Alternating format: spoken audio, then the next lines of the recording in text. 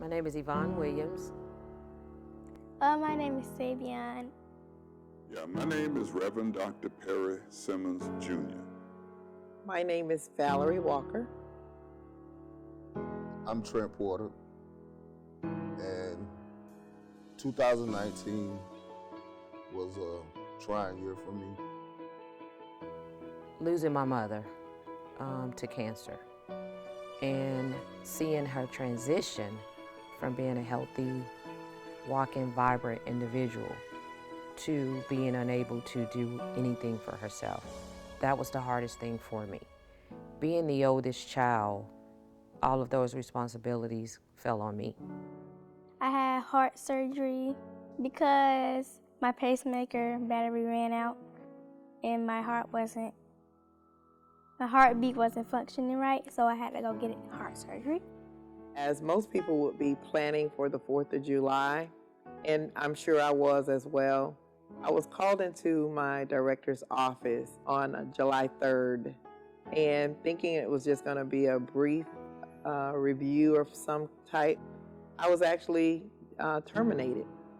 We were looking forward to spending our retirement years, traveling and writing and doing workshops, only to have my wife be diagnosed with cancer around January or February of 2019.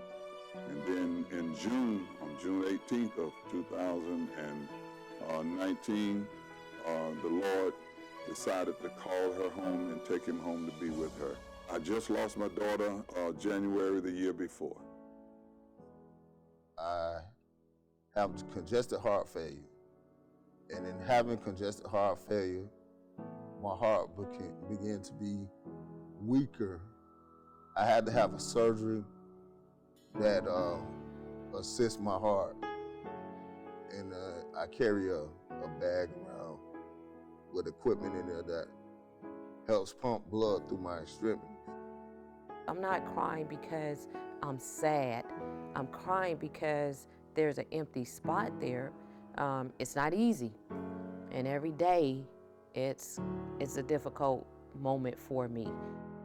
I was scared at first, but then it was over quicker than I thought it was because I was asleep. But when I run, it feels differently because when I run, I get tired more quickly than I used to. But when I get used to it, I'll probably, when I run, it won't be as bad. First thing I thought about was just start putting in applications. And I was like, wow, where do I go? What is going on? I don't have any savings. What will I do? How will I make it? Every day, all day, I think about them both. I've always been on the side to counsel others. Now I find myself having need to be counseled.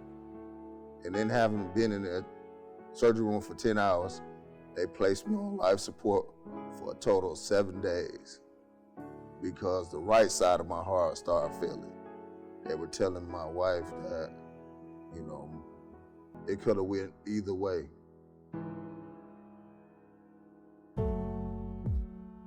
For 7 days, I was in a coma-like state. They had the alternative of telling me that I needed to have another surgery. And they told me on the 7th day, that I would have to have it that morning. But overnight, I turned it around. You need help. You cannot go through it by yourself. I could be in my lowest moment, and then all of a sudden I get a text message from a member of the church. Hey, just checking on you. First she was scared a little bit, but then she just started doing some worship stuff. And then she wasn't really worried about it anymore after that. That's when I started having faith and stuff like that God would heal me. And I believe that if something bad happens, I can face it. So it was very frightening, but every time I was going through whatever it is I was going through, someone showed up with a blessing. And so I was able to have those needs met at that time. If I were fighting in the army and the enemy was more than I could bear, they would send in some paratroopers who would come in to go along the side and help. If I were in an accident, I would expect for the paramedics, keyword para, to come and go along beside me and help me. So when I lost my daughter, when I lost my wife, God sent the Paraclete. He sent the Holy Ghost to go along beside me and help me. And that's what has helped me every day, because there are times I'm strong, there are times I'm weak, but seem like at my weakest point, the Holy Spirit comes along and revives my soul again. Thank you, God, for bringing me through a period where my life was in limbo. And I'm able to do certain things that most people take for granted. Drive a car, go to the grocery store, play with my kids, talk to my wife. God will not put more on us than we can bear. We're built for this. We're gonna get through it. I'm gonna push through it, and I'm gonna push through it with God, and I'm gonna keep pushing through it with my church family, because that's my strength. And I ask him every day to just give me strength to just go to the next day. I just encourage you just to continue to trust him and believe him, and don't think that he is not seeing you when you're going through those things. I was out of a job for a month, and after that month, I got a job, started working in that position, was there for about 2 months before getting a promotion.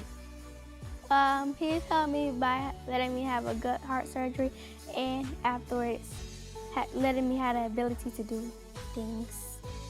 I got to go to middle school. I'm allowed to function by myself now, and my grades are better than they were. And yeah. We got members who have but God kind of testimonies. But with the naked eye, some of those situations don't look like God was with them. Sometimes God don't get you out of the fiery furnace, but what God does do is get in there with you. Where are the people who can say, I didn't always get delivered, I didn't always get brought out right away, but in the midst of it all, he intervened and got in with me.